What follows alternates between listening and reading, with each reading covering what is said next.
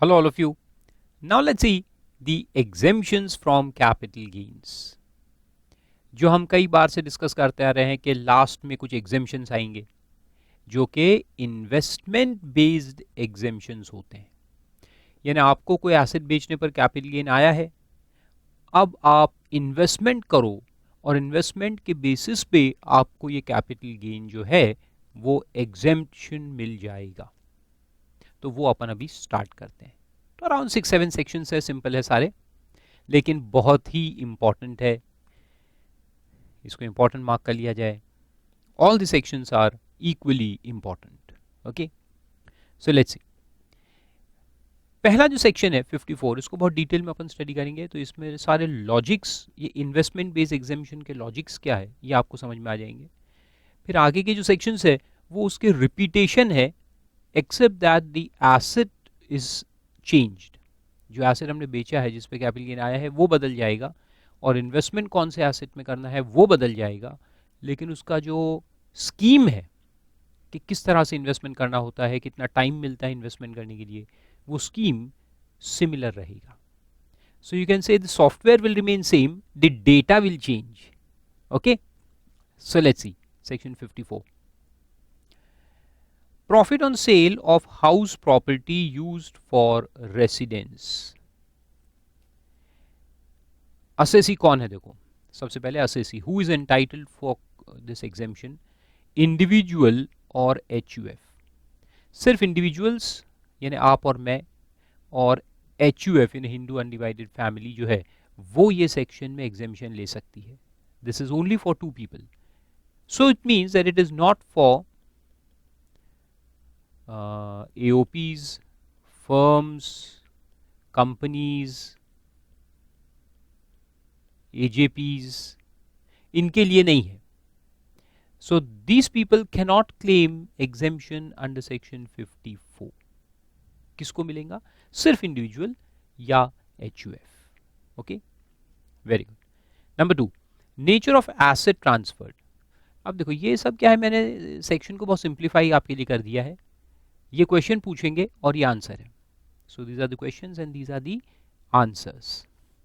So question is which asset is entitled for exemption? Individual HUF। Which asset is to be transferred, यानी कौन सा asset बेचने पे capital gain आना चाहिए?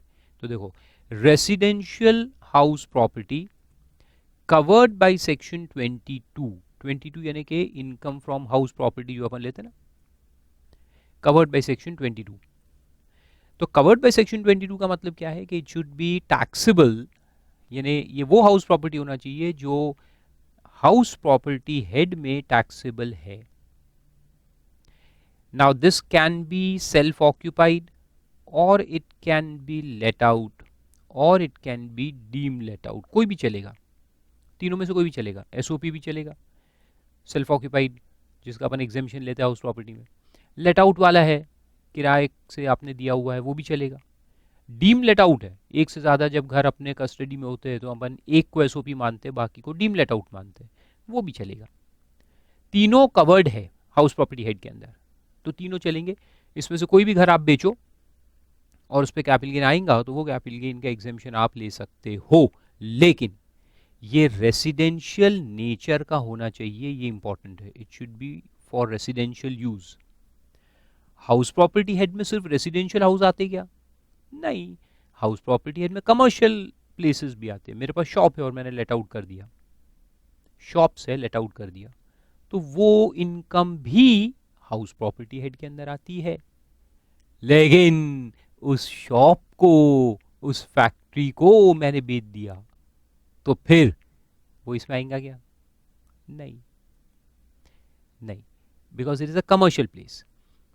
House property covers all let out properties including residential properties including commercial properties, लेकिन ये जो एग्जेम्पशन है ये किसको मिलेगा? सिर्फ रेसिडेंशियल हाउस प्रॉपर्टीज को मिलेगा। पहला पॉइंट क्लियर हुआ।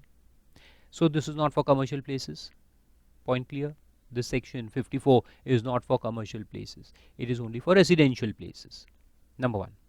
नंबर 2, अगर मेरे पास एक रेसिडेंशियल हाउस है, ठीक है, रेसिडेंशियल हाउस, और मैंने उसको अपने खुद के बिजनेस के लिए यूज किया, खुद के बिजनेस के लिए यूज किया।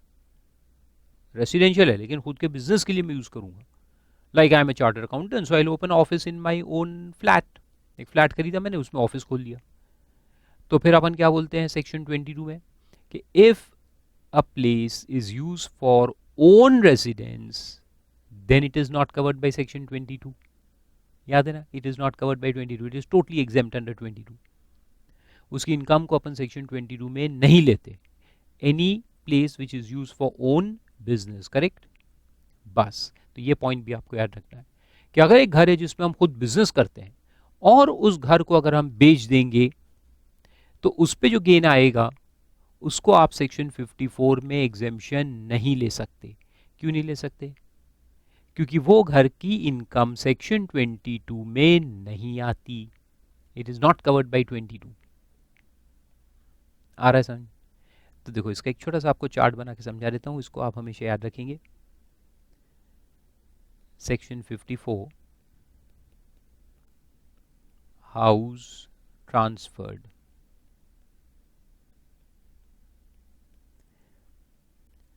तो दो बातें हो सकती है कि या तो रेसिडेंशियल हाउस है या दिस इज अ कमर्शियल।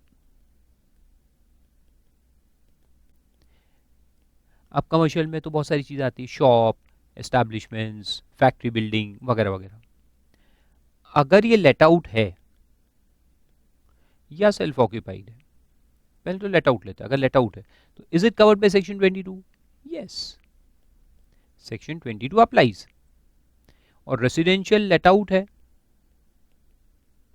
या सेल्फ ऑक्यूपाइड है या फिर self occupied SOP and SOP for residence या डीएलओ है तो सेक्शन 22 अप्लाई होता है। लेकिन उसमें एक एक्सेप्शन है कि if it is used for own business. Similarly, अच्छा मैं इधर से एक काम करो, इसको आप काट दो, कमर्शियल को भी इसमें डाल देते अपन। If use for own business, इसको भी आप हटा दो, ये भी यहाँ काम का नहीं है।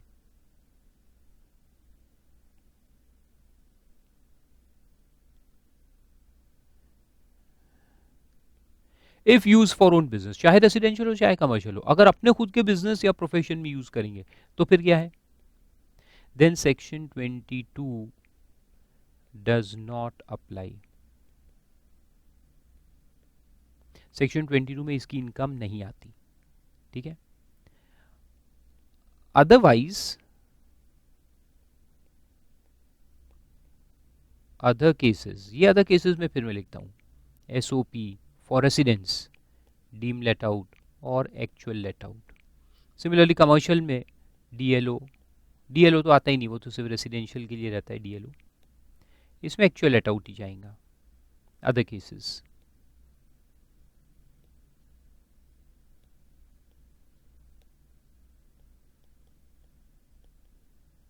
अदर केसेस में यहां सिर्फ एक्चुअल लेट आउट आएगा।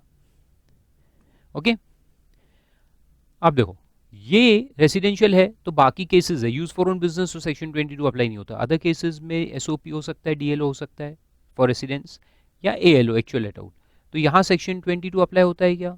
यस। और यहाँ पे ये अदर के कमर्शियल हाउस है, अदर केसेस में एक्चुअल लेट आउट है तो सेक्शन 22 अप्लाई होगा क्या? यस होगा। लेकिन सेक्शन 54 ये तीनों में कौन सी जगह पे अप्लाई होगा और कौन सी जगह पे नहीं होगा? सेक्शन 54 विल अप्लाई, अरे यार आज मालूम है क्या हो रहा है, सेक्शन 54 अप्लाई होगा क्या? यस। और यूज फॉर ओन बिजनेस है तो सेक्शन 54 अप्लाई होगा क्या? Can I claim exemption under section 54? No, because it is not covered by 22। और ये जो अदर केसेस है सेक्शन 22 लग रहा है तो यहां सेक्शन 54 लगेगा क्या? Answer is no, because it is a commercial place not residential place. तो यही मैं आपको समझाना चाहता था। कभी कभी लिखने में दिमाग सटक जाता है थोड़ा सा, कोई बात नहीं। Now we are on the right track. तो रेसिडेंशियल है और 22 में कवर्ड है, दो कंडीशन है, रेसिडेंशियल है और 22 में कवर्ड है, तो सेक्शन 54 का एग्जेम्पशन अपने को मिलेगा। अगर ये घर अपन आगे बेचेंगे और उस पर कैपिटल गेन आएगा तो अपन एग्जेम्पशन ले सकते हैं। But if it is use for business, no 54, और if it's a commercial thing, even though section 22 applies, but it will not be covered by 54 because it is a commercial house. Okay, समझ में आए? इसको अच्छे से लिख लिया जाए पॉज करके।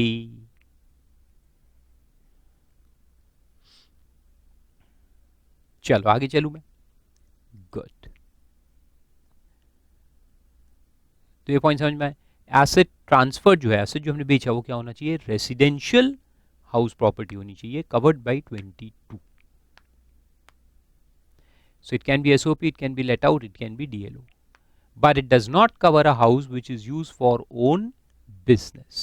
तो यहीं पे लिख दो, क्योंकि ये आप जब रिवाइज करेंगे, if used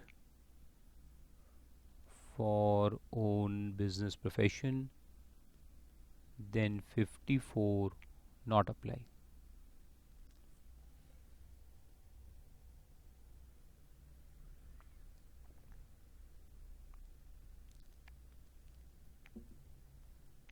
डन, आगे चले। गुड, तो एसएससी कौन है, इंडिविजुअल एचयूएफ। क्या बेचा, रेसिडेंशियल हाउस प्रॉपर्टी जो सेक्शन 22 में कवर्ड है। तो उस पर गेन कौन सा आया, तीसरा पॉइंट देखो, विच गेन, तो वहां लिखा है long term capital gain. This exemption is only for long term gain, not for short term gain. तो ये जो पूरी लिस्ट हम देखने वाले हैं उसमें कुछ सेक्शंस देखेंगे जिसमें सिर्फ लॉन्ग टर्म गेन को एग्जेम्पशन है, और कुछ देखेंगे जिसमें लॉन्ग शॉर्ट दोनों को एग्जेम्पशन है। तो ये भी पॉइंट याद रखते हैं, ये सारे पॉइंट्स याद रखते हैं। कौन सा गेन होना चाहिए, लॉन्ग टर्म। तो देखो तीन कंडीशन, कौन है एसएससी, इंडिविजुअल एचयूएफ, कौन सा एसेट बेचा, रेसिडेंशियल हाउस प्रॉपर्टी, कौन सा गेन आया, long term gain. If these three conditions are satisfied, then you are entitled to claim exemption. तो अब एग्जेम्पशन लेने के लिए करना क्या पड़ेगा वो देखते हैं, what you have to do. तो नीचे के पॉइंट्स तुम्हारा लिखा है, देखो, exemption shall be allowed subject to following conditions. Number 1, nature of asset to be acquired. अब नया एसेट कौन सा होना चाहिए, तो वहां लिखा है 1 रेसिडेंशियल हाउस इन इंडिया। तीन बातें, एक घर लेने का है, कितने घर, एक, तन्हा, अलोन, सिंगल, 1 हाउस। कौन सा हाउस, रेसिडेंशियल हाउस लेने का है, कहां, इंडिया में। तीन बात, कितने घर, एक घर, कहां, इंडिया में, और किस टाइप का घर, residential house, not commercial. Commercial नहीं होना चाहिए। तो मैंने घर बेचा और दुकान खरीद ली तो मेरे को एग्जेम्पशन मिलेगा क्या, नहीं। कमर्शियल घर खरीदने से या कमर्शियल प्रॉपर्टी खरीदने से एग्जेम्पशन नहीं मिलता। यू घर बेचो, घर खरीदो, सिंपल, घर बेचा, घर खरीदना है। और फिर उसमें लिखा है एक्विजिशन, तो एक्विजिशन में दो बातें आती है, ईदर यू परचेज और यू कंस्ट्रक्ट। दोनों काम आप कर सकते हो, या तो अपन फ्लैट खरीद लेंगे, रेडीमेड फ्लैट, या बिल्डर से खरीद सकते हैं ओरिजिनल फर्स्ट कंस्ट्रक्शन वाला, या जो रेडीमेड है वो खरीद लेंगे, या फिर अपन खुद जमीन परचेज करके अपना घर कंस्ट्रक्ट करेंगे, वो भी अलाउड है। आजकल लोग बंगलोज बनवाते हैं ना, तो बंगलोज भी बना सकते हैं अपन, कंस्ट्रक्शन भी कर सकते हैं या परचेज भी कर सकते हैं। परचेज में बिल्डर से ओरिजिनल फ्लैट भी ले सकते हैं, या रीपर्चेज वाले जो मार्केट से अपन खरीदते हैं वो भी हो सकता है, anything. Amount to be invested, कितना पैसा इन्वेस्ट करना है। अच्छा, लेकिन उसके जाने के पहले वन भी तो समझाना है मुझे। वन, अभी वन जो है उसके ऊपर में स्टार मार्क कर दो, और एक पॉइंट समझाता हूं मैं, वो अच्छे समझ लो, नहीं लिखे तो भी चलेगा लेकिन समझ लेना, दिमाग में फीड कर देना है। अभी वन बोला है तो उसका मतलब क्या है, देखो मैं एक दो तीन एग्जाम्पल से आपको समझाता हूँ। मेरे नागपुर में एक घर था अपना, ये अपन ने ट्रांसफ़र कर दिया, नागपुर वाला घर अपन ने ट्रांसफ़र किया, ठीक है। अब इस पे लॉन्ग टर्म कैपिटल गेन आया है। अच्छा, मैं थोड़ा सा और समझाता हूँ ताकि आपको सारी चीज़ें समझ में आए। इसका जो नेट सेल कंसिडरेशन है ये है 1,50,00,000। ठीक है, इसमें से अपन ने index cost of acquisition minus किया था, कितना था 60 lakhs। तो मेरा लॉन्ग टर्म कैपिटल गेन आ गया है कितना 90 लाख। Correct, very good. अब ये 90 लाख मुझे एग्जेम्पशन क्लेम करना है, so I have to invest 90 lakhs in a new house. मुझे 1,50,00,000 इन्वेस्ट नहीं करना है, मुझे कितना अमाउंट इन्वेस्ट करना है 90 लाख इन्वेस्ट करना है। जितना लॉन्ग टर्म गेन है उतना ही मेरे को इन्वेस्ट करना है। इस सेक्शन के अंदर 54 में जो लॉन्ग टर्म गेन होता है उसको ही अपने को इन्वेस्ट करना रहता है। ठीक है, लेकिन कितने घर मैं खरीद सकता हूँ, एक। अच्छा, यहाँ ऐसा है क्या कि 2 घर खरीदे तो एग्जेम्पशन मिलेगा ही नहीं? नहीं, ऐसा नहीं है। सेकेंड घर खरीदने पे कोई रोक टोक नहीं है, प्रोहिबिशन नहीं है, देयर इज नो प्रोहिबिशन, लेकिन एग्जेम्पशन नहीं मिलेगा, बस इतना है। You will not gate exemption. तो देखो अलग अलग एग्जाम्पल्स में बताता हूँ। एग्जाम्पल 1 में अपन ने दिल्ली में एक ही घर खरीदा 64 lakhs का, तो एग्जेम्पशन मिलेगा कि 64 lakhs? Yes, exemption will B 64 lakhs। तो 90 में से 64 एग्जेम्प्ट हो जाएगा और बैलेंस टैक्सेबल हो जाएगा 26 lakhs। ओके, एग्जाम्पल 2 में, अच्छा मैं टैक्सेबल भी लिखते जाता हूँ, तो 64 लाख खरीदा तो 64 लाख ये 90 में से एग्जेम्प्ट हो जाएगा और 24 लाख टैक्सेबल बच जाएगा। एग्जाम्पल 2 देखते हैं कि दिल्ली में मैंने घर खरीदा 60 lakhs का और साथ साथ पुणे में भी एक फ्लैट खरीदा 40 lakhs का। 2 घर खरीदे मैंने, तो अब बताओ कितना एग्जेम्पशन मिलेगा? Exemption will be whichever is higher. कोई भी एक में ही मिलेगा, दोनों का एग्रीगेट करके अपन एग्जेम्पशन नहीं ले सकते। तो एक का लो, तो एक कौन सा लेंगे? जिसका ज्यादा होगा वही लेंगे ना। तो अपन दिल्ली वाले घर में एग्जेम्पशन ले लेंगे, इन्हें 60 लाख एग्जेम्प्ट हो जाएगा, व्हिचएवर इज हायर। दोनों का मिला के नहीं मिलेगा, हाँ, और बाकी 30 लाख जो है वो टैक्सेबल होगा। तो 90 में से 60 एग्जेम्प्ट एंड 30 lakhs टैक्सेबल। ठीक है, तीसरा एग्जाम्पल लेते हैं। एग्जाम्पल 3 में मैंने क्या किया कि दिल्ली में ही एक फ्लैट स्कीम है, उसमें फ्लैट नंबर 102 एंड 103 खरीदे, एडजेसेंट 2 फ्लैट्स। क्योंकि मेरा इंटेंशन ये है, क्योंकि छोटे छोटे घर होते हैं, देखो दिल्ली बॉम्बे वगैरह में the size is less because the value is very costly घर होते हैं, तो बड़े बड़े घर बनाएंगे, कौन खरीदेगा? तो छोटे छोटे बनाते हैं, 2 BHK 2 BHK। लेकिन हमारी फैमिली थोड़ी बड़ी है, तो हमको 4 BHK चाहिए, यानी घर बड़ा चाहिए। तो हमने क्या किया, 2 एडजेसेंट फ्लैट खरीदे, अलग अलग यूनिट्स रहते हैं, वो हमने खरीद लिए, बीच की दीवार हमने हटवा दी और उसको एक सिंगल यूनिट बना दिया। तो दोनों खरीद के उसको ज्वाइन करके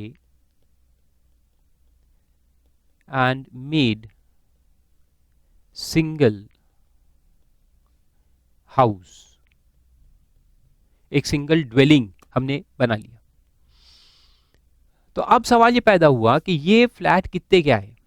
ये फ्लैट थे मान लो कि 60 lakhs ईच, 60 लाख का एक, 60 लाख का दूसरा, ऐसे 2 फ्लैट खरीदे और ज्वाइन कर लिया, उसको एक बना दिया। तो अब सवाल ये पैदा हुआ कि क्या हमको दोनों का एग्जेम्पशन मिल जाएंगे? यानी 120 का इन्वेस्टमेंट मानेंगे अपन, 60 × 2 120 क्वालिफाई होगा एग्जेम्पशन के लिए, या सिर्फ 60 होगा? लॉ में क्या लिखा है? 1 रेसिडेंशियल हाउस खरीदने का है, एक खरीदने का। लेकिन इसमें कोर्ट्स के डिसीजंस हैं। कोर्ट ने ये कहा है, ये एक्चुअली ये जो 1 आया है ना इसमें लिखा हुआ, ये भी रिसेंटली कुछ साल पहले आया अमेंडमेंट होके, उसके पहले 1 नहीं था इसमें। लेकिन फिर भी कोर्ट्स ने इंटरप्रिटेशन वही लिया था इसमें कि एक ही घर आपको खरीदने का है। लेकिन जब सवाल ये पैदा हुआ कि 2 एडजेसेंट हाउस है, एडजेसेंट हाउस यानी क्या, एडजेसेंट फ्लैट्स है। हाउस का मतलब क्या है, what is the meaning of house? House यानी जहां हम रहते हैं, जिस घर में हम रहते हैं वो एक हाउस। अब अगर अपन ने बिल्डिंग कंस्ट्रक्ट की, अगर अपनी बिल्डिंग बनाई, 4 फ्लोर की मैंने बिल्डिंग बना ली। अभी अंबानी देखो, अंबानी का फ्लैट है, फ्लैट आई मीन से घर है, कितने फ्लोर का है साला, 70 फ्लोर का घर है, ऐसा मैंने सुना है। एंटीला नाम है उसका, बॉम्बे में। और इतना बड़ा बिल्डिंग है, लेकिन घर तो एक ही है ना, उसको एक ही घर मानेंगे ना। ऐसा थोड़ी कि फ्लोर 2 हो गए तो 2 घर हो गए, ऐसा नहीं है, घर एक ही है भाई। उसके खुद के रेसिडेंस के लिए उसका जिम है, उसका स्विमिंग पूल है, उसका फलाना है, उसका पार्किंग है, उसका बेडरूम है, उसका ड्राइंग रूम है, सब अलग अलग है, मालूम नहीं कितने, होम थिएटर है, फलाना है, ढिंकाना है, लेकिन घर तो एक ही है ना। तो एक घर का कोई पैरामीटर थोड़ी है कि भाई इतना बड़ा होना चाहिए, इतना छोटा होना चाहिए, या 2 फ्लोर पे नहीं होना चाहिए, ऐसा कहीं नहीं लिखा। घर यानी जिसको हम एक मानते हैं और एक यूज में आता है, उसको घर कहते हैं। तो अगर 2 फ्लैट मैंने खरीदे और उसको एक घर बना दिया, ठीक है, रजिस्ट्री अलग अलग है, मगर हमारे लिए तो एक सिंगल है यूनिट रहने के लिए, तो कोर्ट ने इसको एक्सेप्ट किया है कि ये एक घर माना जाएगा। 2 एडजेसेंट फ्लैट्स, या कभी कभी डुप्लेक्स अपने को बनाना है तो एक नीचे एक ऊपर का फ्लैट खरीदेंगे, उसको तोड़ के डुप्लेक्स बना देंगे, तो कोर्ट ने कहा है कि उसको 1 हाउस माना जाएगा। तो अपने को एग्जेम्पशन कितना मिल जाएगा, फुल 120, 16 टू 2 120 पूरा क्वालिफाई हो जाएगा। और गेन तो 90 ही है, 90 पूरा इन्वेस्ट हो गया, तो पूरा एग्जेम्पशन मिल जाएगा। तो both will be counted here, both allowed. आ रहा है समझ में? लेकिन एग्जाम्पल 2 और 3 में डिफरेंस समझ में आ रहा है। एग्जाम्पल 2 में क्या है, दिल्ली का घर और पूना का घर 2 अलग अलग घर हो गए, उनको ज्वाइन करके कोई एक थोड़ी है वो, it cannot be made into one. Poona और दिल्ली को मिला के एक कैसे बना सकते, नहीं बना सकते ना। तो ये 2 अलग अलग घर माने जाएंगे।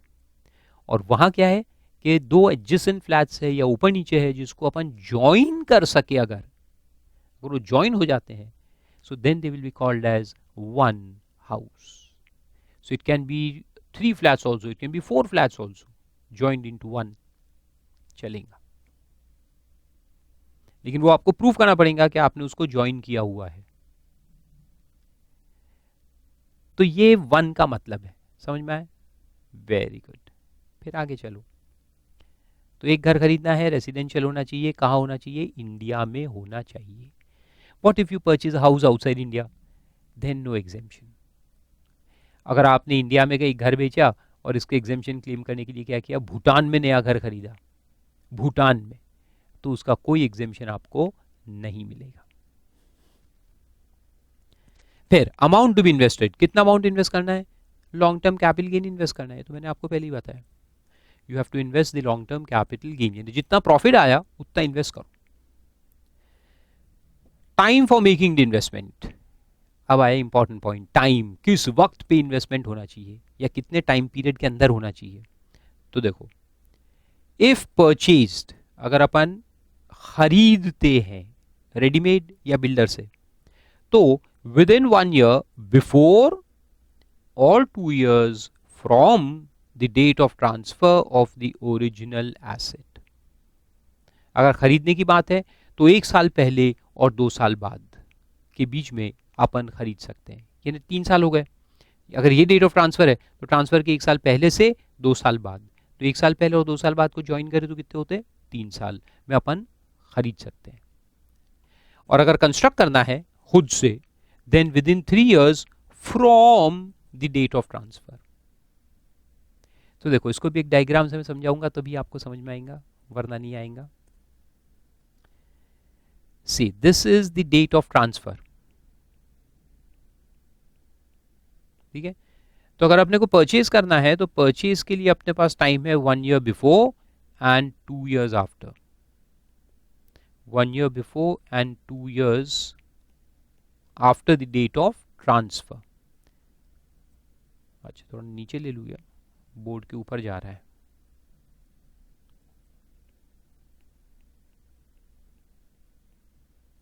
यह है ट्रांसफर ऑफ ओल्ड हाउस जिसकी कैपिटल गेन आई है और अपन उसको एग्जाम करना चाहते हैं, राइट।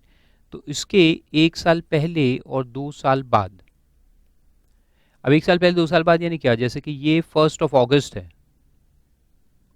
1 अगस्त, तो 1 साल पहले यानी 1 अगस्त ऑफ लास्ट ईयर से लेके 31 जुलाई 2 साल बाद, इतने में अपने को खरीदना है। तो अगर ये मान के चलो कि 1 अगस्त 17 है, तो ये चालू होगा 1 अगस्त 16 से कहाँ तक, 31 जुलाई 19। ये अपने को 1 साल आगे, यानी 1 साल पहले 2 साल बाद, ये टाइम मिलता है फॉर परचेज, ये परचेज का टाइम।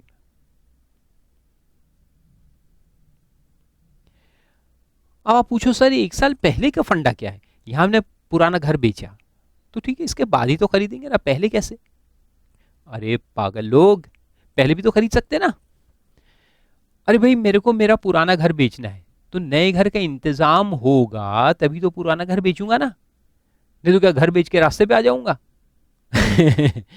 तो मैंने एक नया फ्लैट खरीदा, और नया फ्लैट खरीदने के बाद 2-3 महीने में पुराना फ्लैट बेच दिया, तो फिर वो नए फ्लैट में एग्जेम्पशन क्लेम किया जा सकता है। I will show that I have invested this money in the house that I have recently acquired. तो यहाँ पे मान लो कि दिसंबर जनवरी में मैंने नया घर खरीदा, और फिर आने वाले अगस्त में मैंने पुराना घर बेच दिया, तो ये कैपिटल गेन में क्या दिखा दूंगा कि this gain is invested in this house and therefore it is exempt. तो गवर्नमेंट ने आपको टाइम दिया है 1 साल पहले से लेकर के 2 साल बाद from the date of transfer. और अगर खुद से कंस्ट्रक्शन करना है, then we have got time of 3 years from the date of transfer. Construction में पहले अलाउड नहीं है, कंस्ट्रक्शन बाद में ही होना चाहिए, और उसको टाइम है 3 साल, यानी 31 जुलाई 20 तक अपन कंस्ट्रक्शन कर सकते हैं। और कंस्ट्रक्शन में रूल ऐसा है, सुन लो बहुत सिंपल है लेकिन याद रखना है, कंस्ट्रक्शन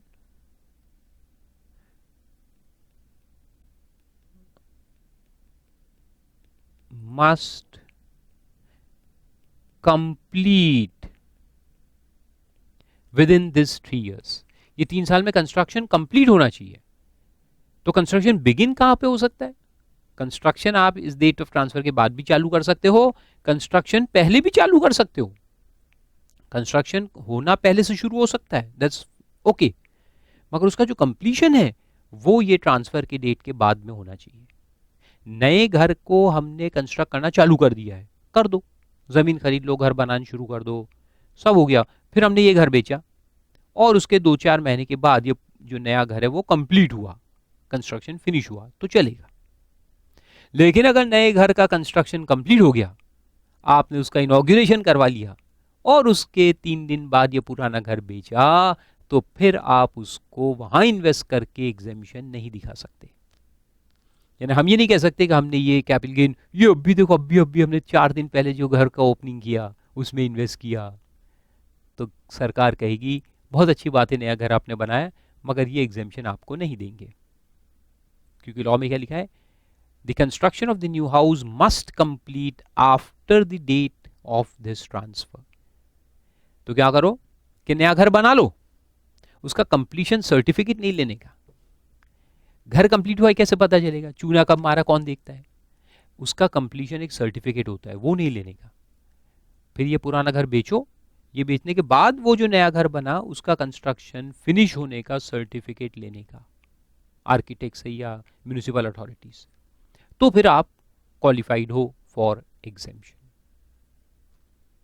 तो आ रहा है ना, या समझ में याद रहेगा भी। परचेज के लिए 1 साल पहले 2 साल बाद, और कंस्ट्रक्शन के लिए 3 साल, 3 years from the date of transfer. So this is the date of transfer. For purchase we can purchase 1 year before, 2 years after, and for construction it is 3 years after. तो यहाँ 1, 2 और यहाँ 3। ओके, रहेगा याद, very good. तो फिर वापस आओ, फिर एक पॉइंट आता है capital gain account scheme of 1988।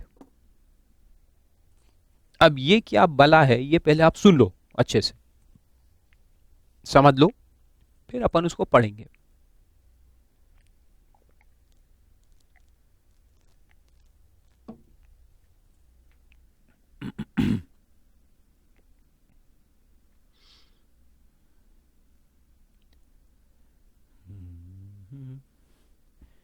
तो देखो ये चार्ट में वापस आओ। अब इसमें क्या देखा अपन ने कि we have got 2 years and 3 years after for purchase construction as a case may be. अब ये अपन ने घर को बेचा, पुराना घर, इस पे आया कैपिटल गेन। कितने का कैपिटल गेन आया? 90 लाख। इस पे लॉन्ग टर्म कैपिटल गेन है 90 lakhs। अभी 90 लाख अपने को एग्जेम्पशन चाहिए। मान लो कि 1 अगस्त 17 के पहले हमने कोई नया घर परचेज नहीं किया है, we are not proactive, so we haven't purchase any new house. तो ये तो टाइम खत्म हो गया। अब यहाँ से आगे ही करना है जो कुछ करना है इन्वेस्टमेंट, आगे जो घर अपन खरीदेंगे या बनाएंगे वो ठीक है, लेकिन ये साल कौन सा है? देखो, which is this year, previous year in which the transfer takes place, this is previous year 17-18, right. अभी प्रीवियस ईयर 17-18 में ये इनकम आएगी 90 लाख का। लॉन्ग टर्म कैपिटल गेन कौन से साल में दिखेगा? 17-18। 17-18 के रिटर्न फाइल करने का ड्यू डेट होता है। उस रिटर्न फाइलिंग के डेट के पहले पहले तुमने अगर नया घर परचेज कर लिया तो अपन रिटर्न के अंदर ही दिखा देंगे, new house purchase so much, therefore exemption so much. और एग्जेम्पशन लेने के बाद जो बचेगा उस पर टैक्स भर के रिटर्न फाइल कर देंगे। तो ये 17-18 का जो return filing date, due date of ROI होगा, वो क्या होगा? मान के चलो सितंबर है तो 30 सितंबर 18 ये आपका ड्यू डेट आएगा।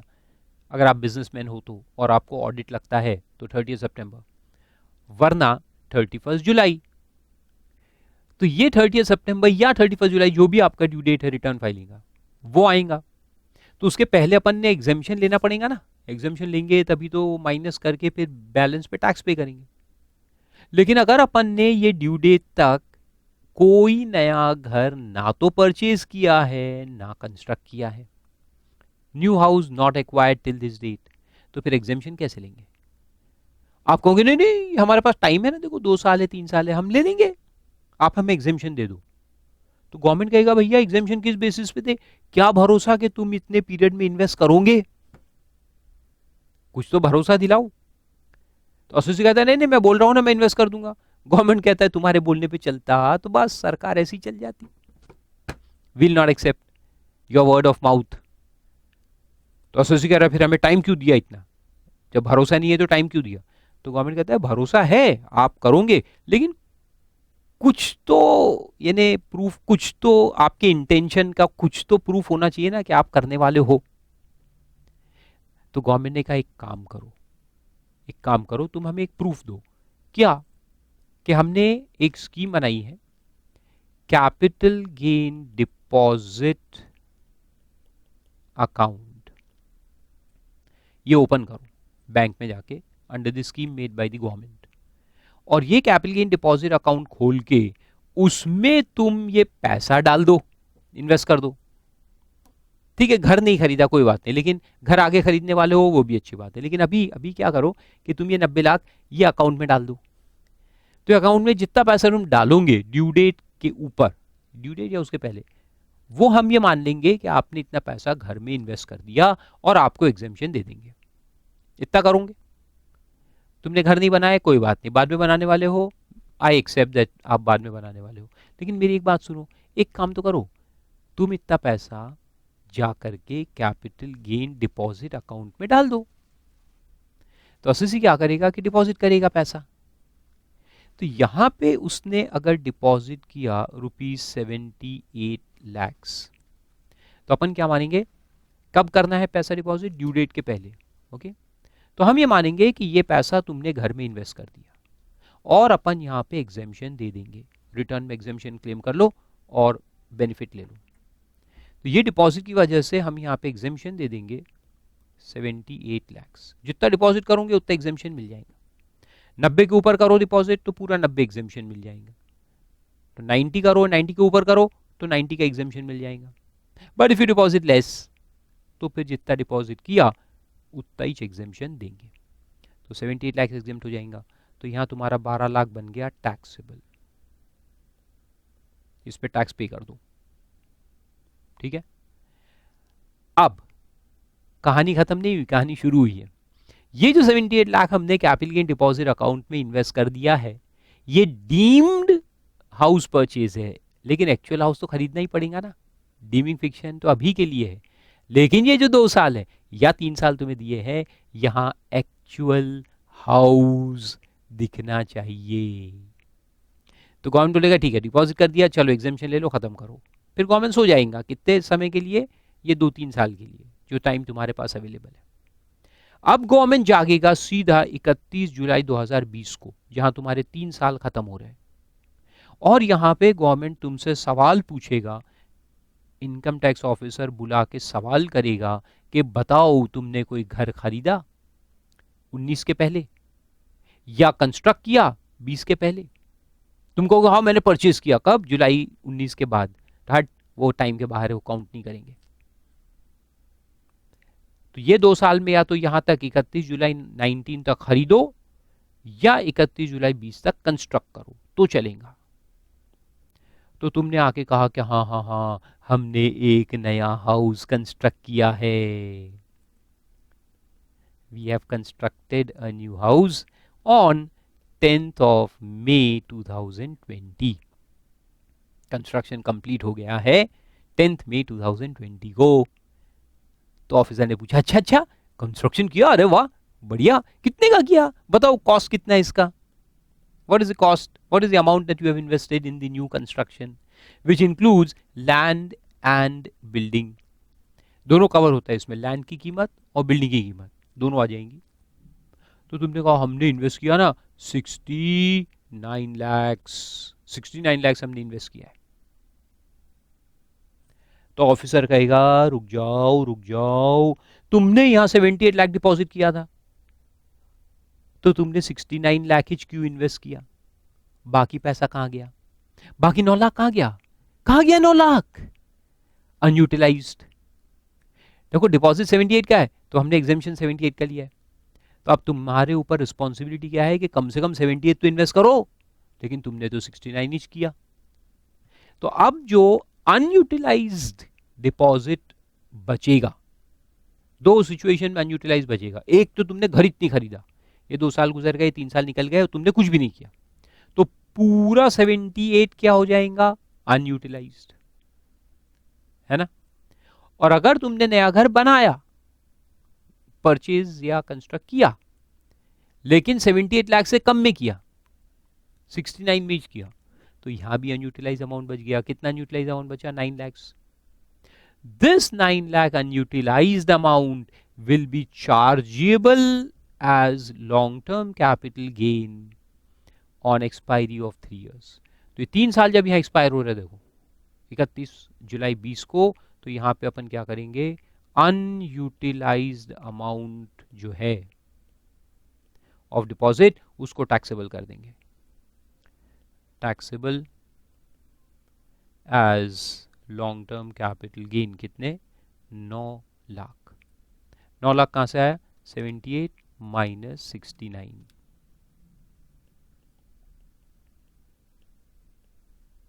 78 का डिपॉजिट, 69 का यूज, बच गया 9, वो 9 लाख टैक्सेबल कर देंगे। कब करेंगे, कौन से साल में टैक्सेबल करेंगे 9 लाख, 31 जुलाई 2020 को, जब 3 साल एक्सपायर हो रहे हैं तब।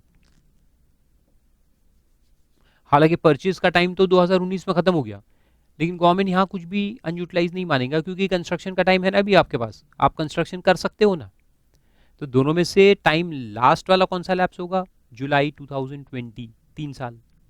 तो वहां सरकार तुमसे सवाल पूछेगी कि बताओ तुमने क्या किया, तुम कहोगे हमने 69 लाख इन्वेस्ट किया, तो जो बच गया 9 लाख वो हम टैक्सेबल कर देंगे, कब, ऑन एक्सपायरी ऑफ 3 इयर्स। यानी कौन से साल में टैक्सेबल होगा ये, प्रीवियस ईयर 2021। आए समझ में।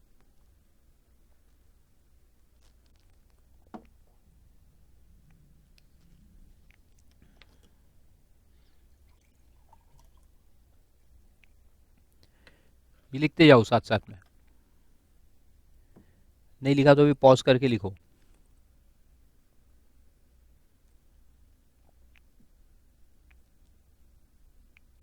बल्कि रिवाइंड करके पूरा देखो और फिर लिखो। तो देखो दो अमाउंट टैक्सेबल हुए, यहाँ 12 लाख टैक्सेबल हो गया है 17-18 में, और फिर ये अमाउंट 9 लाख कहाँ टैक्सेबल हुआ 2021 में। तो एक तरीका तो अच्छा है, देखो मैं आपको बताता हूँ, पोस्टपोनमेंट ऑफ टैक्स का अच्छा तरीका है। आप ये पैसे को डिपॉजिट करा दो डिपॉजिट अकाउंट में, और कोई नया घर खरीदो ही मत। अगर कोई नया घर नहीं खरीदोगे तो क्या होगा, 78 lakhs will become taxable in the year 2021। जब 3 साल खत्म होंगे 2021 के अंदर, जुलाई 20 में, तब ये पूरा 78 लाख टैक्सेबल हो जाएंगे। लेकिन जो टैक्स आपने 17-18 में गवर्नमेंट को भरना है, वो अब कब भरोगे 2021 में। तो टाइम वैल्यू ऑफ मनी के हिसाब से तुम्हारा सेविंग हो जाएगा 3 साल का। तो दैट यू कैन डू। 3 साल से अपन टैक्स को पोस्टपोन कर सकते हैं, लेकिन उसमें अपना पैसा फंसाना पड़ेगा। कहां पे फंसाना पड़ेगा, डिपॉजिट अकाउंट के अंदर। That's a bad thing. ये डिपॉजिट अकाउंट में तुम्हारा पैसा फंस जाएगा, उस पर कोई खास बहुत इंटरेस्ट मिलता नहीं है, थोड़ा बहुत मिलता है, और वो इंटरेस्ट टैक्सेबल होता है।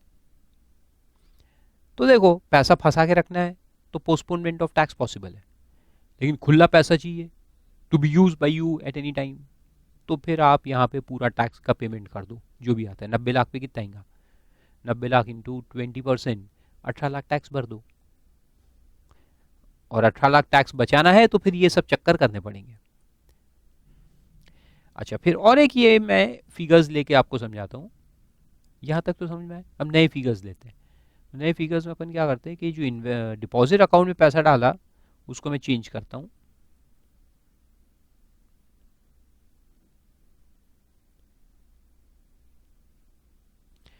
डिपॉजिट अकाउंट में अब अपन पैसा डाल देंगे 94 लैक्स। कितना पैसा डिपॉजिट किया मैंने, 94। अगर मैं 94 करता हूं तो मेरे को एग्जामिशन कितना मिल जाएगा, 90। एग्जामिशन तो जितना गेन है उतना ही मिलेगा ना, उससे ज्यादा एग्जामिशन कभी मिलेगा क्या, नहीं। तो ये 4 लाख एडिशनल इन्वेस्टमेंट है, ज्यादा कर दिया, तो अपने को एग्जामिशन मिल जाएगा पूरा 90 लाख, और टैक्सेबल बचेगा 0। ओके। अब जो मैंने नया घर कंस्ट्रक्ट किया 10/5/2020 को, इसका कॉस्ट है 87 लैक्स। 87 का नया घर बनाए तो अब क्या होगा, देखो the unutilise amount will become taxable. तो डिपॉजिट कितना है 94 और यूज कितना किया 87, तो डिफरेंस कितना है देखो, 94 में से 87 किया तो 7 लाख का डिफरेंस है। तो यहां पे अनयूटिलाइज अमाउंट जो टैक्सेबल होगा as long term capital gain, वो कितना होगा 7 lakhs, राइट। गलत जवाब। The amount taxable will be 3 lakhs only. देखो एक कॉमन मिस्टेक का पॉइंट है। लोग क्या करते हैं कि अनयूटिलाइज अमाउंट कैसे निकालते हैं, डिपॉजिट माइनस यूज्ड। ये डिपॉजिट किया अकाउंट में और इतना यूज कर लिया, तो बचा कितना 7, तो 7 लाख को टैक्सेबल करके आओगे आप, और मार्क्स हो जाएंगे 0। अरे लॉजिक लगा के देखने का, ऐसे मैथ्स को नहीं देखना, लॉजिक भी देखना है। तुमको एग्जामिशन कितना चाहिए था देखो 90, 90, और डिपॉजिट कितना किया 94, तो 4 लाख जो किया उससे कोई एग्जामिशन मिला गया नहीं ना, वो तो एडिशनल डिपॉजिट है, एक्सेस डिपॉजिट जिसका कोई एग्जामिशन अपन ने नहीं लिया, वो 4 लाख है। तो वो 4 लाख को फिर तुम्हें घर में इन्वेस्ट करना है क्या, नहीं, उसकी कोई जिम्मेदारी नहीं है इन्वेस्ट करने की, वो तो एडिशनल है। अपने को घर में कितना पैसा इन्वेस्ट करना है 90 lakhs ओनली, 90 लाख इन्वेस्ट करना है। 4 लाख तो एडिशनल है, उसमें क्या एग्जामिशन विड्रॉ करेंगे, उसमें एग्जामिशन दिया ही नहीं तो विड्रॉ क्या करेंगे, एग्जामिशन तो 90 का ही दिया ना, 94 का थोड़ी दिया है। तो अपने को ये जो एग्जामिशन है 90, ये इन्वेस्ट करना है, तो अपन ने कितना किया 87। 90 करना है, 87 किया, तो कितना लेस किया 3 ना, वो 3 ये है, which will now be taxable as long term capital gain in previous year 2021।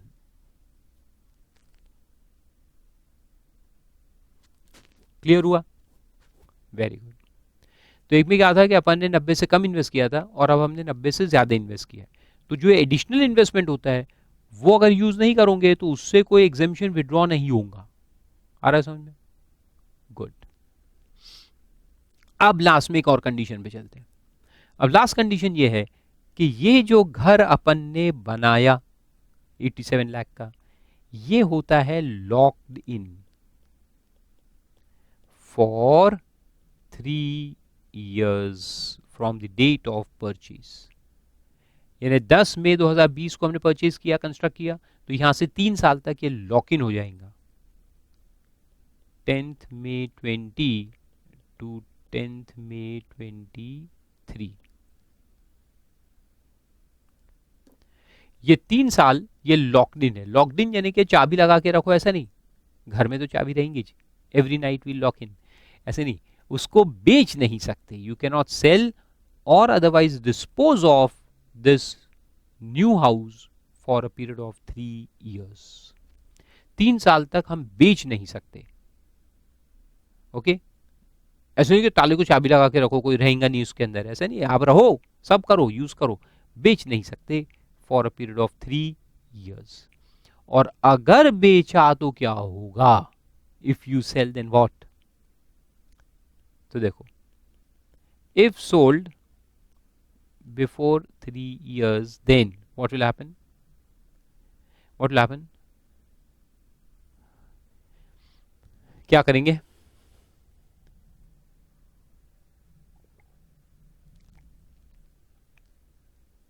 क्या करेंगे? क्या एग्जेम्पशन को विड्रॉ करेंगे। एग्जेम्पशन को विड्रॉ कैसे करेंगे, ये आया सवाल। तो देखो, उसमें लिखा है सेक्शन में कि if you sell it within years and मान लो कि सेल कंसिडरेशन इसका 98 लाख का है, तो 98 लाख में से अपन normally cost of acquisition minus करेंगे, और 3 साल के अंदर यानी शॉर्ट टर्म है, वैसे तो 24 महीने के ऊपर लॉन्ग टर्म भी हो सकता है, यू नेवर नो, क्योंकि लैंड बिल्डिंग में अपने को 24 महीने देखना पड़ता है, और 3 साल का मतलब 36 मंथ्स होता है। तो अगर 24 के ऊपर है तो लॉन्ग भी हो सकता है, 24 से नीचे है तो शॉर्ट हो सकता है।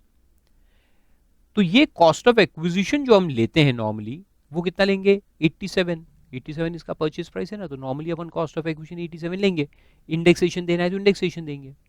लेकिन यहां पे बोला गया है कि क्योंकि ये वो घर है जो 3 साल में नहीं बेचने का है तुमको, और तुमने बेच डाला है, इसलिए जो कॉस्ट ऑफ एक्विजिशन है उसका 87 लाख, उसमें से एग्जेम्पशन अलाउड जो था वो माइनस कर देंगे।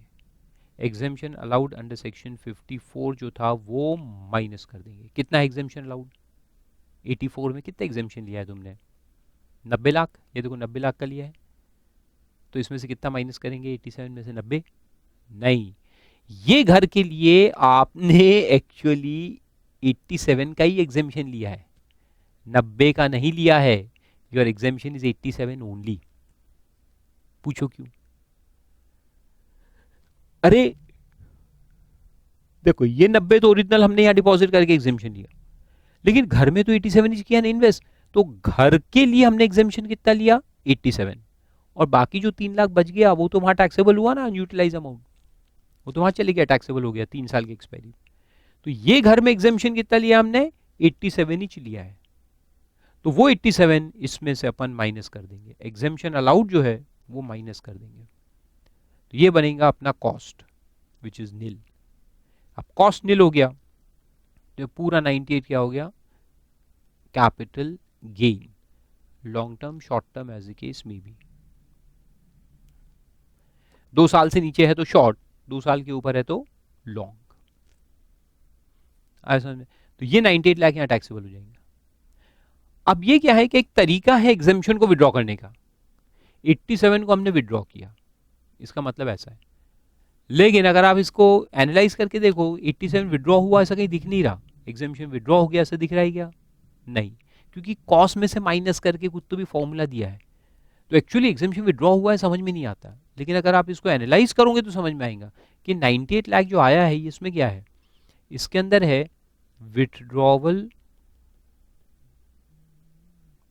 ऑफ एग्जेम्पशन, कितना? 87 जो पहले दिया था, plus profit on new house, नया घर बेचने का जो प्रॉफिट है कितना? कितने का घर बेचा आपने? 87 का कॉस्ट था, कितने में बेचा? 98 में बेचा ना। तो 87 और 98 का डिफरेंस क्या है? 98 माइनस 87 इज इक्वल टू 11। तो 87 प्लस 11 मिलाकर 98 होता है। तो एक्चुअल प्रॉफिट ये घर बेचने का 11 ही है। जो चीज हमने 87 में खरीदी थी वो अपन ने 98 में बेचा, तो प्रॉफिट कितना हुआ? 11। और ये 11 और ये विड्रॉल ऑफ एग्जामिशन 87, ये मिलाकर अभी कितना टैक्सेबल हो रहा है? 98। आया समझ में? तो ये इनडायरेक्ट वे ऑफ विड्रॉवल है। कॉस्ट में से माइनस कर दो, कॉस्ट में से माइनस कर देंगे तो ऑटोमेटिकली प्रॉफिट उतने से बढ़ जाएगा, है ना। तो कहने का मतलब कि 3 साल तक तुमने घर को नहीं टच करने का है, उसको बेचने का बिल्कुल भी नहीं है। इसको भी लिख लो।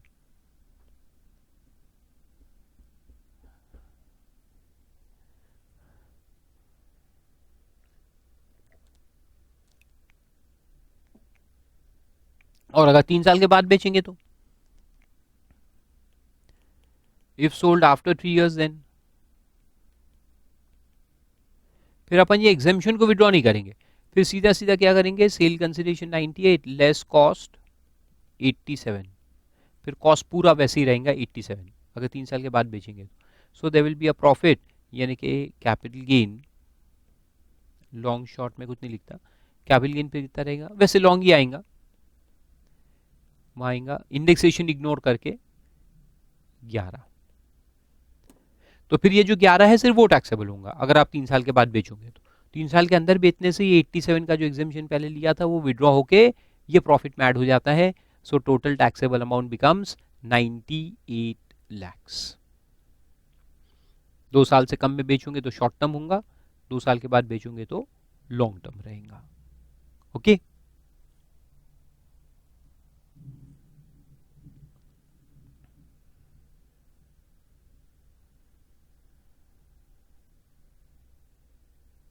समझ में आया? तो लिख लो उसको। So this is complete logic of section 54। Exemption देना कैसे है और एग्जेम्पशन को विड्रॉ कैसे करना है।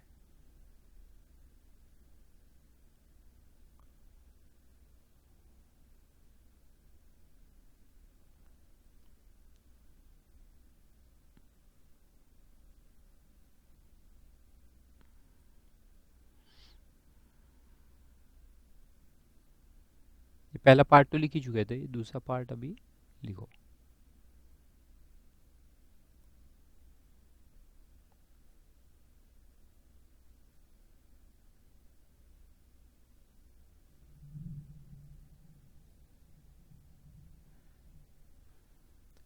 पॉज करके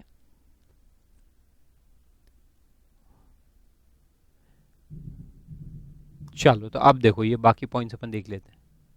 तो टाइम ऑफ इन्वेस्टमेंट हमने देखा था 1 year before, 2 years after for purchase and 3 years for construction. फिर डिपॉजिट अकाउंट स्कीम में देखो क्या लिखा है, if the amount is not utilised by SSC up to the due date of ROI under 139। अगर इसके पहले घर खरीद लिया है तो बहुत अच्छा है, फिर डिपॉजिट करने की जरूरत नहीं है।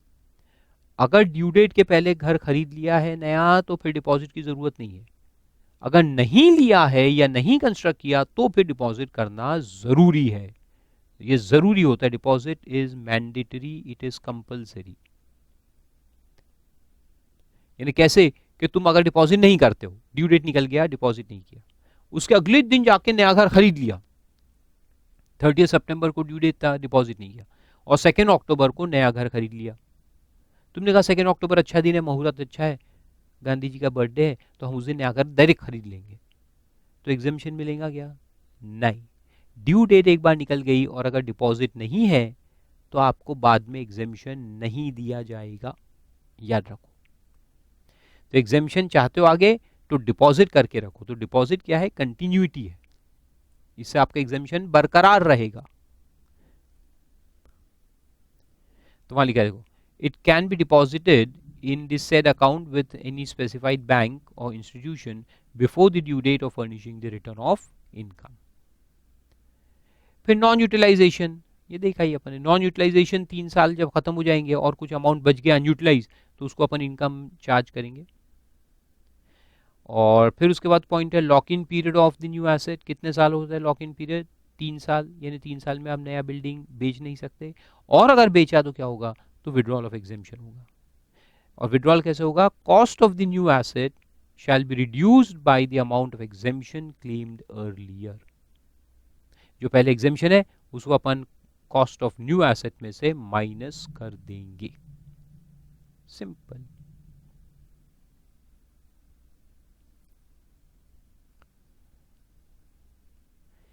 फिर नोट्स में 2 पॉइंट दिए हैं, जो पहला पॉइंट है वो कॉमन है बाकी आगे आने वाले सेक्शंस के लिए भी, बड़ा इंटरेस्टिंग है कि अभी हमने क्या देखा कि जो डिपॉजिट अकाउंट में हम पैसा डाल देते हैं, एग्जेम्पशन ले लेते हैं ओरिजिनल ईयर में, लेकिन फिर उसको 3 साल में यूज करना है, और नहीं करोगे तो 3 साल की एक्सपायरी पे उसको चार्ज कर देंगे एज इनकम, है ना, देखा अपन ने, वेरी गुड। अब हुआ ये कि एक असेसी था मिस्टर मुरारीलाल किशनलाल गोटमारे।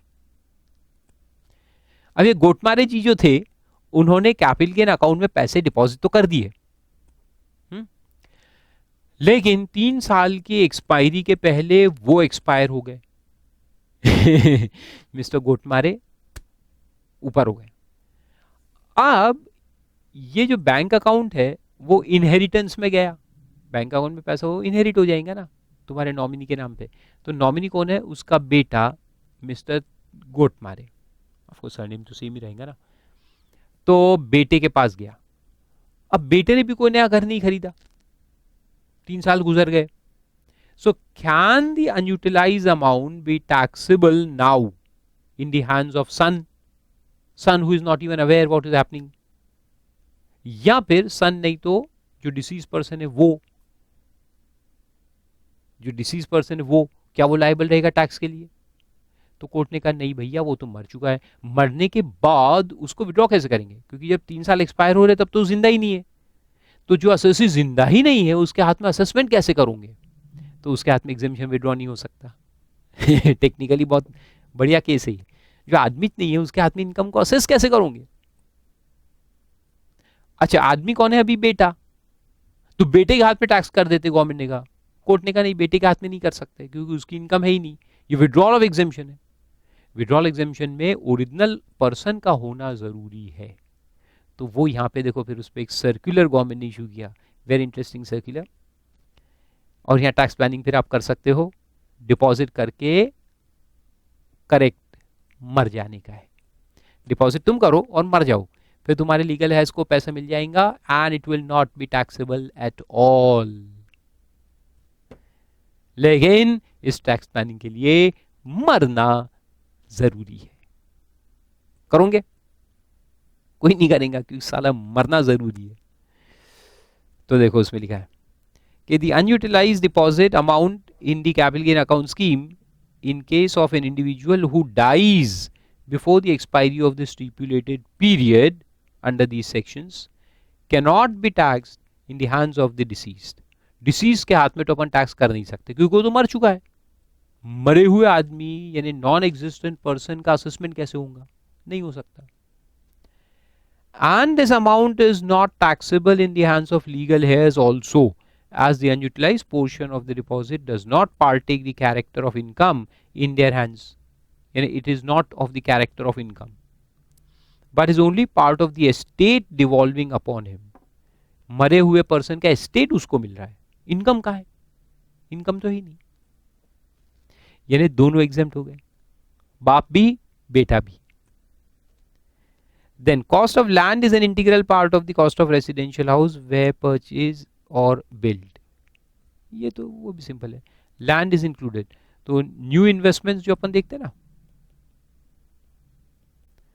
तो न्यू इन्वेस्टमेंट में लैंड भी आएगा प्लस बिल्डिंग भी आएंगी, दोनों आएंगे।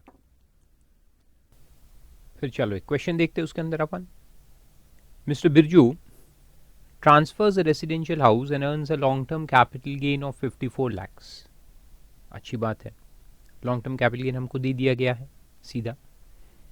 डेट ऑफ ट्रांसफर इज 12/12/18, ये इंपॉर्टेंट है क्योंकि अगर हमको इन्वेस्टमेंट चेक करना है तो अगर परचेज है तो 1 साल पहले से लेके 2 साल बाद, और कंस्ट्रक्शन है तो 3 साल के अंदर।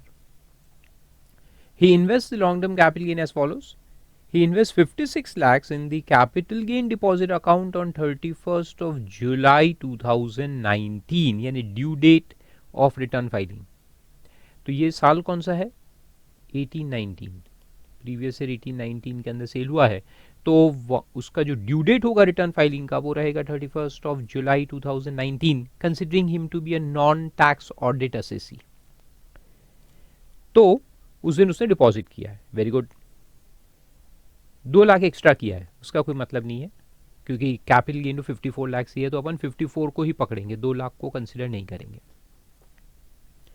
Then he constructs a residential house in Bathinda on 31st of December 19. तो देखो कंस्ट्रक्शन है तो 3 साल के अंदर होना चाहिए. यहाँ से 3 साल गिनो, 12-12-18 से 12-12-19, 12-12-20, 12-12-21, उसके पहले हो गया है. Very good. At the cost of 50 lakhs, 50 lakh में कंस्ट्रक्शन किया. तो अनयूटिलाइज अमाउंट कितना बचा? 56 लाख का डिपॉजिट है और 50 लाख का कॉस्ट है of the new house, cost of construction. तो अनयूटिलाइज अमाउंट कितना बचेगा? 6 lakh. Wrong answer. Unutilise amount बचेगा 4 लाख, क्योंकि कैपिटल गेन तो 54 ही है ना. So when you deposit 56, the exemption that is allowed in the original year is only 54. तो अपने को यूटिलाइज जो करना है वो 54 करना है, और हमने 50 किया, तो बच गया कितना? 4 lakhs. That 4 lakh will become taxable as long term capital gain on the expiry of 3 years, यानी 12-12-21 को टैक्सेबल होगा 4 lakh. Then Mr. Birju transfers the Bhatinda house. Oh ho. On 1/10/20. Lock in period के अंदर बेच दिया है for a sale consideration of 62 lakhs. Very bad. तो अपन क्या करेंगे, इस पे जब कैपिटल गेन कैलकुलेट करेंगे, और अगर आप देखो तो ये 31/12/19 को कंस्ट्रक्ट किया और 1/10/20 को बेच दिया, यानी 2 साल के अंदर, 24 महीने के अंदर बेच दिया है, तो ये शॉर्ट टर्म में आएगा. अभी शॉर्ट टर्म है तो अपन जो कॉस्ट ऑफ एक्विजिशन लेंगे, कॉस्ट ऑफ एक्विजिशन जो है 50 लाख, उसमें से जो एग्जेम्पशन क्लेम किया 50 वो माइनस कर देंगे, तो कॉस्ट बेसिकली हो जाएगा 0. Compute the gain taxable in the hands of so and so Birju for the previous year 1819, यानी ओरिजिनल ईयर जिसमें हमको एग्जेम्पशन देने का है. देन 2021 जिसमें ये हाउस बेच दिया, तो इसका कैलकुलेशन करेंगे. And 21-22 that is on expiry of 3 years, वो जो 4 लाख बचा हुआ है अनयूटिलाइज अमाउंट, उसको अपन टैक्स करेंगे. जैसे 3 साल में अपने को निकालना है, तो चलो निकालते हैं. पहला 18-19 ओरिजिनल ईयर, इसमें long term capital gain already दिया हुआ है 54 lakhs, तो उसमें से अपन investment in capital gain account जो है उसको माइनस करेंगे. 56 lakhs इज द इन्वेस्टमेंट, लेकिन उसको लिखेंगे restricted to the long term capital gain, तो 54 लाख एग्जेम्पशन ले लेंगे. So taxable gain will be nil. Okay, simple. और फिर दूसरा है ट्रांसफर ऑफ न्यू हाउस. 2021 में जो नया घर तुमने बेच दिया, तो इसका पीरियड ऑफ होल्डिंग अपन निकाल लेंगे पहले. 31/12/19 से लेकर के 1/10/20, less than 24 months, therefore short term capital asset. Sale consideration कितना है उसका? 62 lakhs. अब इसका जो कॉस्ट ऑफ एक्विजिशन अपन लेंगे, उसमें क्या करेंगे, 50 lakh was the cost of acquisition, right, उसमें से लेस कर देंगे एग्जेम्पशन अंडर सेक्शन 54. तो कितना एग्जेम्पशन अलाउ किया था अपन ने? 50 लाख से किया था. हाँ, अब आप कहेंगे सर यहां तो हमने एग्जेम्पशन 54 लिया है. यहां 54 जरूर लिया है, लेकिन ये घर में हमने इन्वेस्टमेंट तो 50 लाख ही किया है ना, तो घर में एग्जेम्पशन कितना लिया है? 50 लाख. बाकी 4 लाख तो अनयूटिलाइज बचेगा उधर, वो 3 साल बाद टैक्सेबल होगा. तो यहाँ 50 में से 50 माइनस कर देंगे, तो कॉस्ट हो जाएगा nil. Therefore short term capital gain आ जाएगा फुल 62 lakhs. और फिर 21-22 में जो अनयूटिलाइज अमाउंट ऑफ डिपॉजिट है वो टैक्सेबल होगा.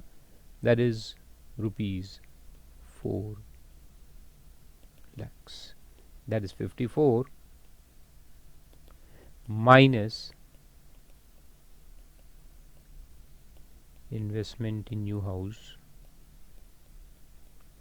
of 50 lakhs. तो वो 4 लाख टैक्सेबल होगा 21-22 में।